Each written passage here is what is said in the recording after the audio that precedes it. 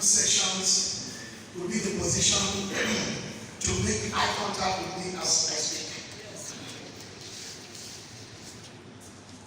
Mr. Chairman, my lords, temporal, spiritual, and temporal, they are all gathered here. National Coordinator of SEBO, distinguished delegates. SEBO! SEBO! 2023! I first and foremost will wish to associate myself with every single comment made here so far, from the chairman to the coordinator to the prayer of our bishop to the inaugurated speech by Professor Udenta. I share the sentiments, I share the spirit, and I share the passion.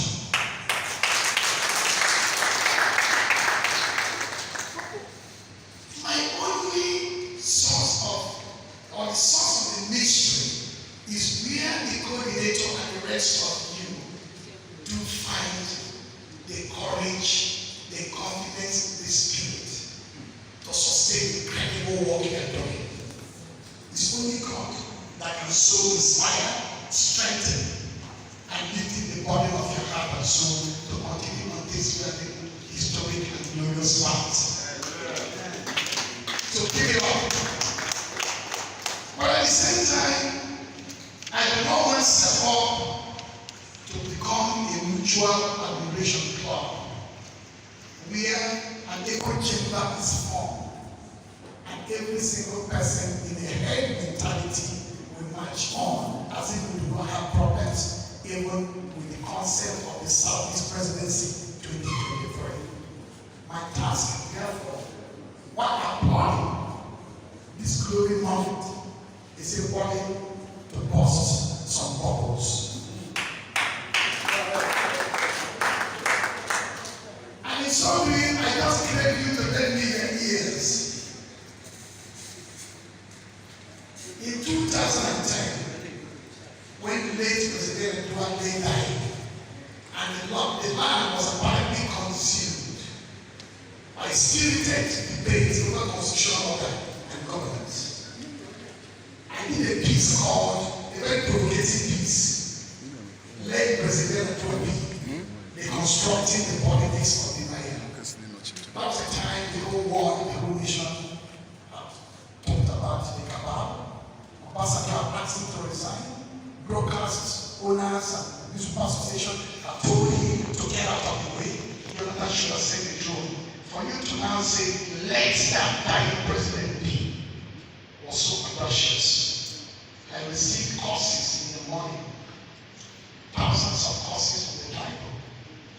I was smiling, I was convinced on the path, rightness of my path. By evening, almost those courses turned into praises. They say, we didn't read you, we just saw the provocative thing you put out. Now we've read you closely. We now have to withdraw the courses and praise you. I don't want here premature courses now that will turn into praises later in the day. So listen to me and I quickly go through what I have for you. One, you can visualize as much as you can the scarcity of people here, the delegates, the lawful members, and so on. But this is part of the bit. This is part of the bit of advocacy by a civil society group. It's part of the minutes of this kind of advocacy. Southeast 23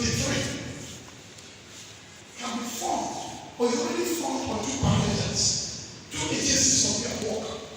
Agencies of mass mobilization, which is what I do. If you don't mobilize the people, bring them in frontiers of ignorance, empower them with knowledge and understanding, and let the world know that the time has come, that this which has to be must become. We accomplish that. The next agencies, who the hell is going to become president? I suspect nobody in this world will be the president, except these two who want to be president. But being president is not a feel-good situation.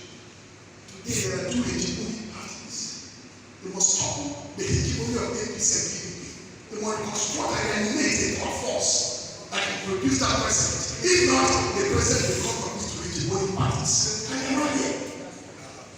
That means there is a sense of contempt for civil society and the level of mobilization what we are doing. Because at the end of the day, I will end the statement I hope with. Even if we do the work we're doing, from now till kingdom come, we mobilize every inch of the southeast and the whole of the country. We galvanize the diaspora. We break down the culture of unbelief and resistance and make every living thing breathe. You want 23, you want 2023, or Psalm 2023. And there is not a presidential candidate from the southeast. Will he not be dead on arrival? That is second agency. You don't find credible candidates, you are wasting our time. But that will come towards the end of my speech. There are three components: the national position, presidential power, and limits of advocacy. The first two are not directly tailored to the theme of today. People are united, what are the candidates, the bias cast. What is important for us to undertake this journey, for this purpose to be possible.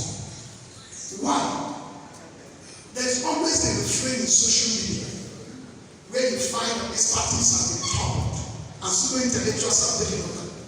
And people do not go to social media in order to do what?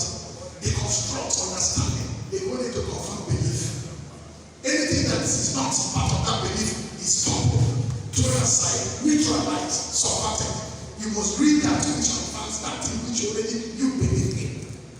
And that's one of those things is Nigeria is a mere geographic expression. They claim it was Awolowo who said it in 1947.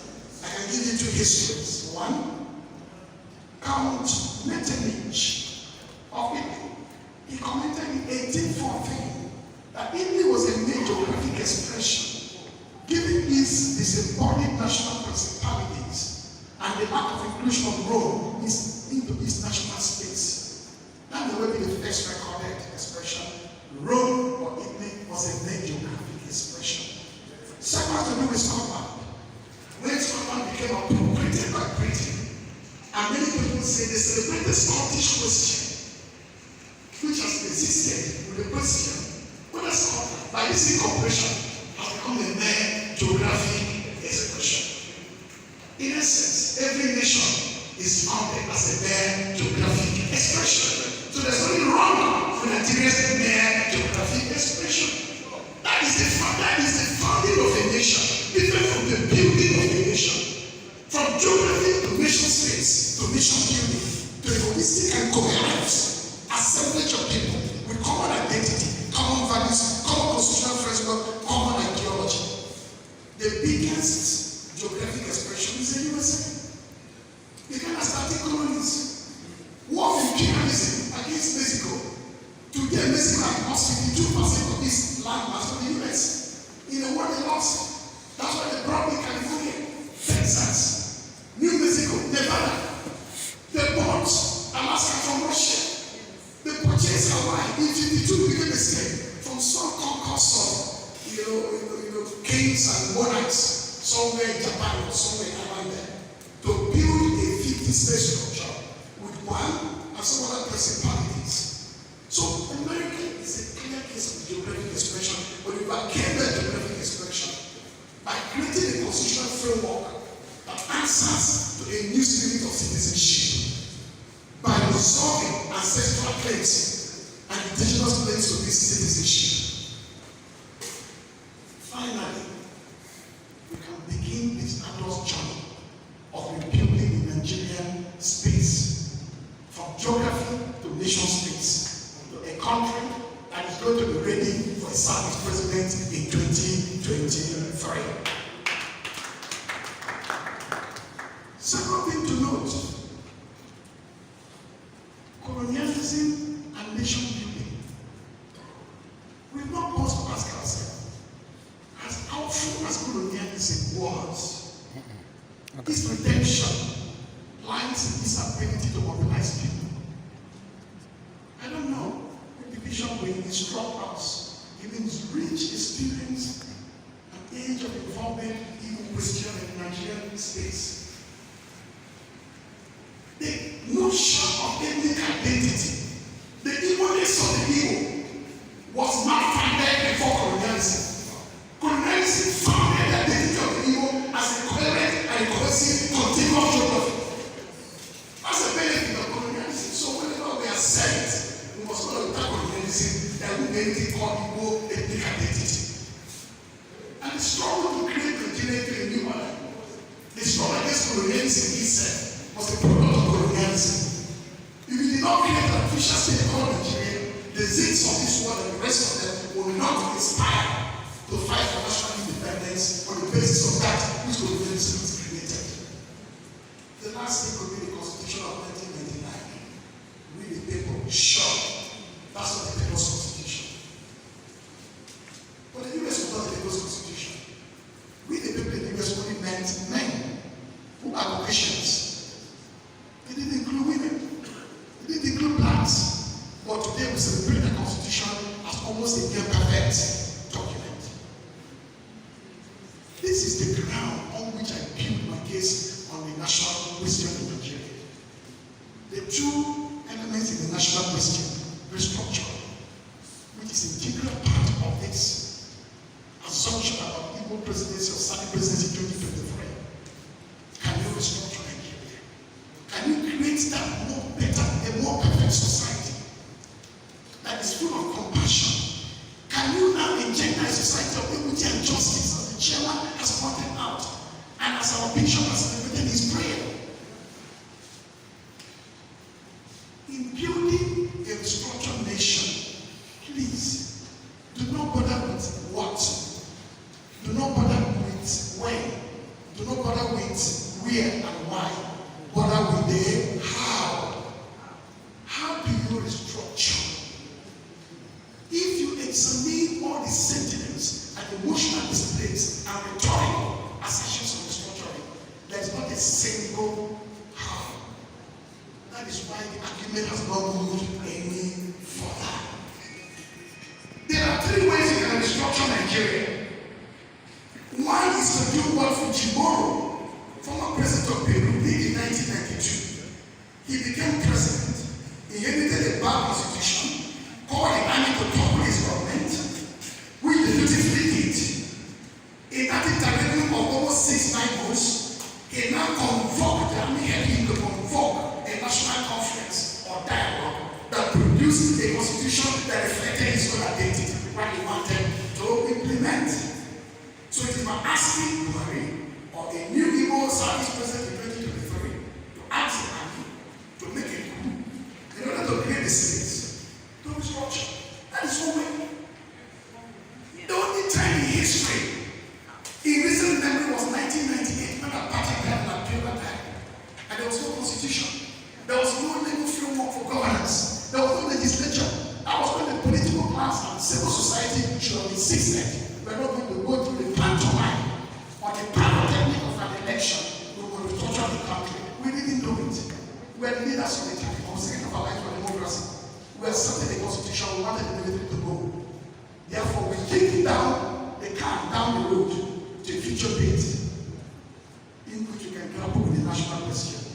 That date has come upon us and is haunting our today and will likely haunt our tomorrow.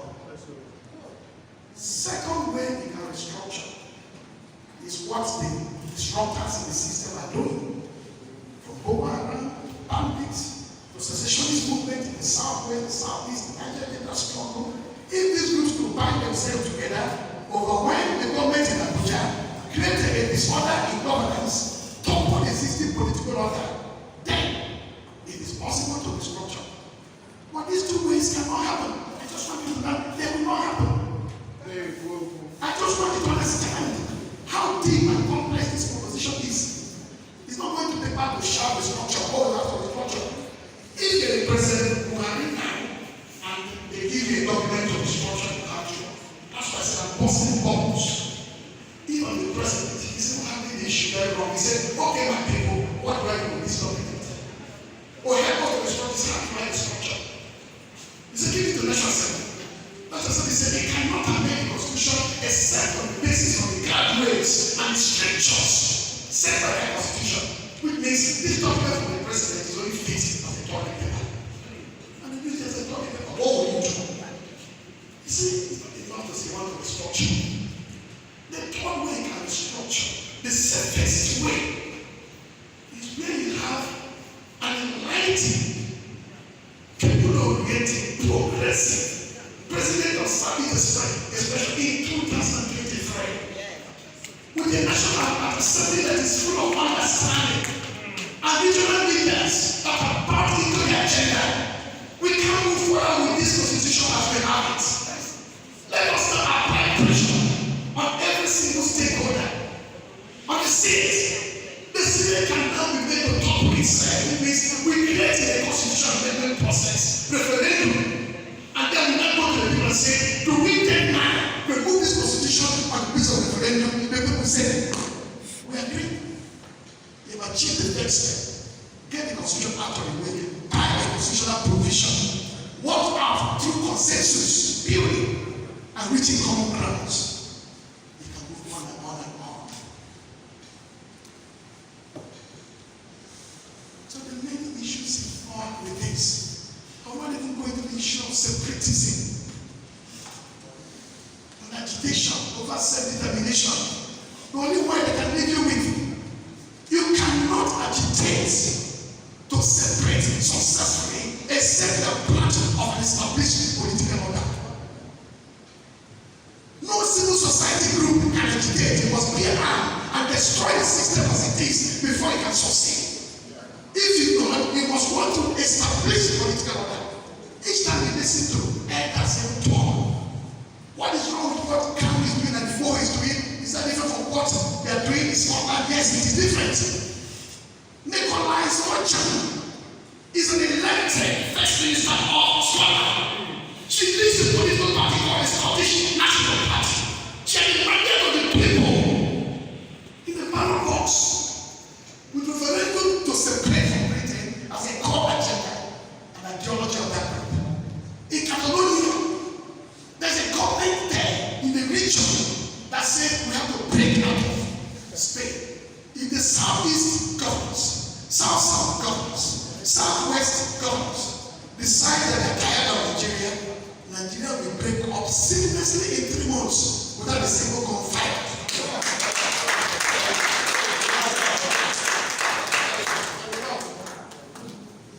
I'm not ready to that. We're still marching towards the presidency. I'm giving you the first minute. National question, have to pause here because of time and go to the second one, presidential power.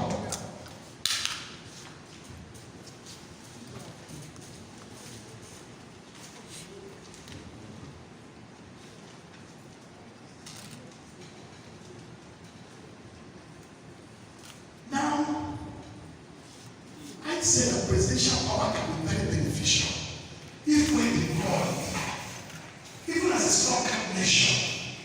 Because ultimately, there is a movement, a foundational constitutional movement from what I call neutralism to federalism to separatism. If at the end of the day, people who talk about clash of civilization in Nigeria, it means clash of not just ethnic identity or the fault lines, not clash of evil centrifugal forces tearing the nation state apart, not even a clash creating ungoverned spaces, expanding, but clash of civilization, which means in civilization and calculation, this country can be one. That is a separatist moment. When we move from the neutralist moment, which is to governance, improve the constitution, hold the governors accountable, let the president be true to his words and his promises. Then to federalism means have self-determination, referendum, built into the constitution, from neutralist assumptions to federalist assumptions to separatist assumptions. So the presidential power can work well from the neutralist assumption to the federalist assumption. A powerful president, and the president is silently very powerful, can orchestrate a moment in history that can transform this incoherent nation states into a progressive country of shared values and empowered citizens. So when let's say presidential power will be beneficial, even as a stock nation, as the nation searches for a way out of these self-inflicted nets. The principle and logic of Sunni presidential power favors the South, and in the South favors the Southeast. This point has been made. I will not remember it. Chairman, coordinator, implied in our spiritual leader, the bishop here, and the public statements made by Prof Udenta. And the two agencies at work, I said so at the beginning. Human agency is the business of man and woman. In ontological calculation, there is a distance space beings occupied. That being, even from the biblical calculation, is infused of life and knowledge and values by the Godhead.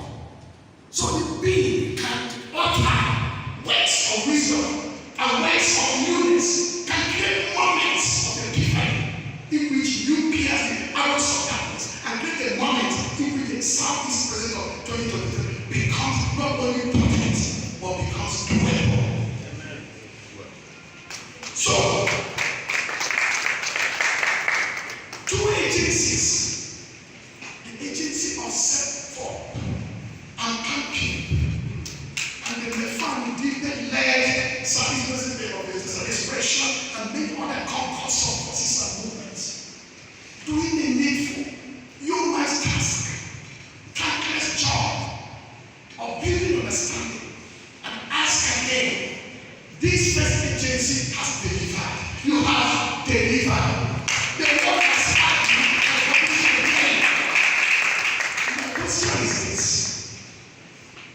The second agency will be the presidential of foods. And I ask, the human agencies at work, the group we represent. Two, they established political order in the Southeast, as awful as sometimes they will be. The governors, local assembly, the national assembly, the caucus of the Southeast are the mass. Political parties, the dominant and the minor ones operating in the zone. Nationality group, led by Manese. And of course, the availability and willingness of presidential hopefuls who should be leading in charge at this stage. My question, the absence of this task force, credible presidential candidates, that is, the absence of readily available, listen carefully, and willing presidential hopefuls whose viability derives not from personal moral or intellectual strength, but by belonging to, for now, one or two of the hegemonic parties, the APC and the PDP, or are in the process of fashioning out a third political force that can topple the establishment parties. In absence of what have described in between, what it means is that the persuasive power and logic of all of us will be dismantled, paralyzed, and neutralized. In essence, in the absence of a viable presidential hope, the Southeast Presidency Project 2023 is fully and totally dead on arrival.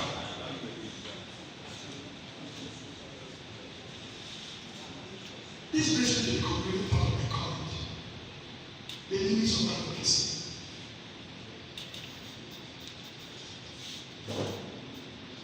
If you witness what happened in Bauchi yesterday, where the 40 or so PTP governors met, almost everybody flew in private jet.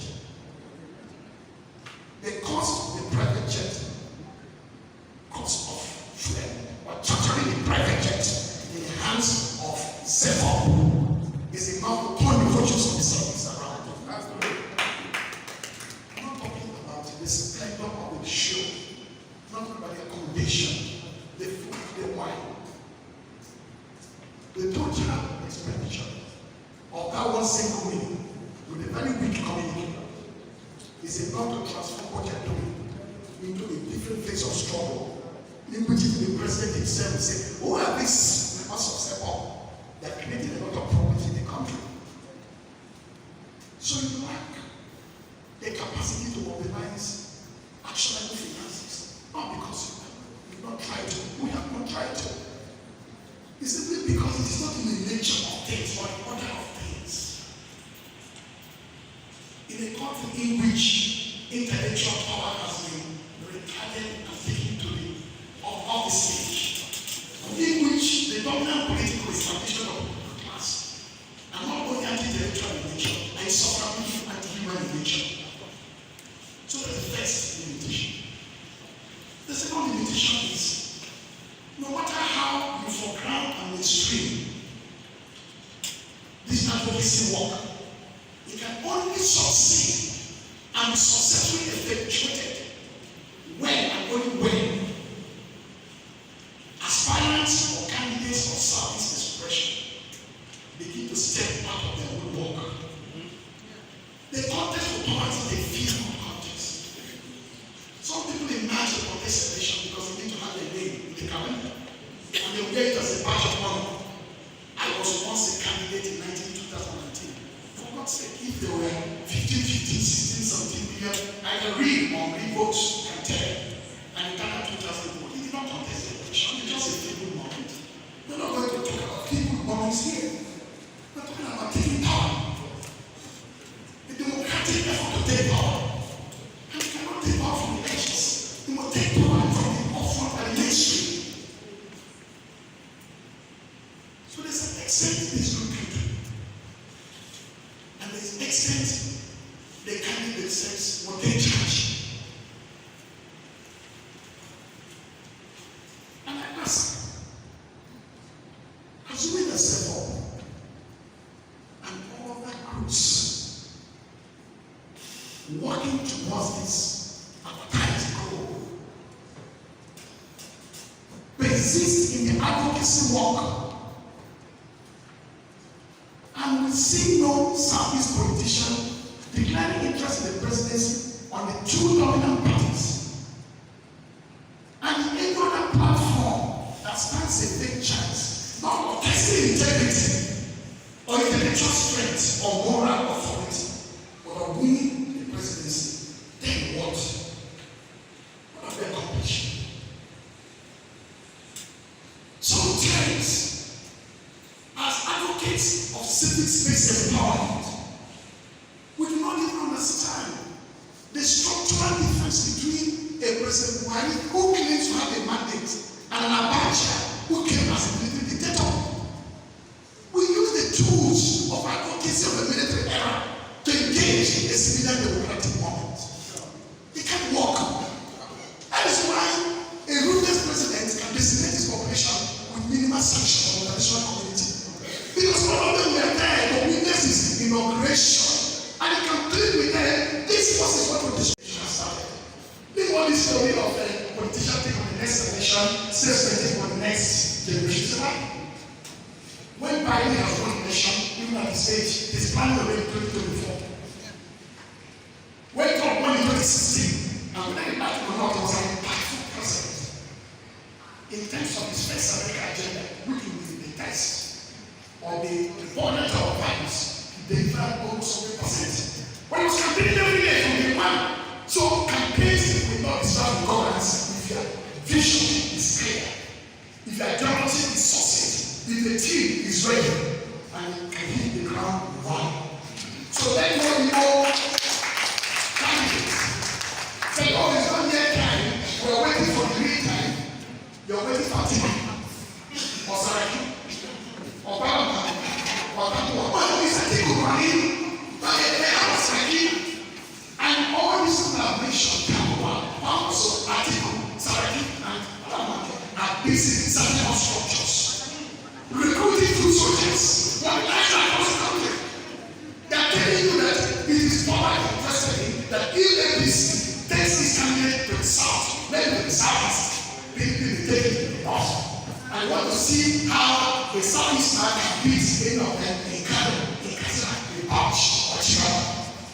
So there's no excuse that time is coming. No, the time has come. 2, you must draw up. I know you've already done that. Go and re-examine the list of the hopefuls you have already drawn up. I know Prof Udenta and God before in the group did drop the list and publish it. And I know you did go around and you've gone round and getting nothing but this solid silence. Bemused snakes. And people were hesitant to answer the Father's name. You must collectively visit them, all of us, and demand answers from them when we go back. Even the service ministers, we must ask them to resign when the presidency. Mama Karaba, remember her? She said, I was going to be the governor of Delta State. And I resigned. And I went to the president and said, I am not their person. I respect humanity, who's woman.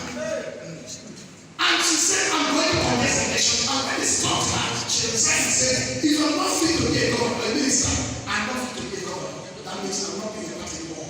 That is out of courage. Let the ministers resign.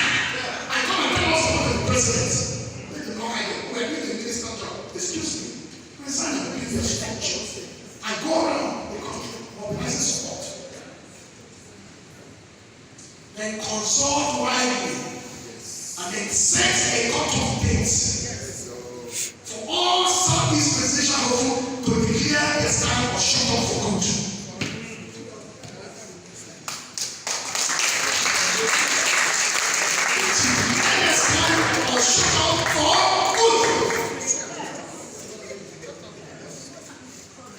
In the event of failure, because I know they are cutting things already. I know they are cutting deals. Full stop. I know they are liaising with all their friends across the country.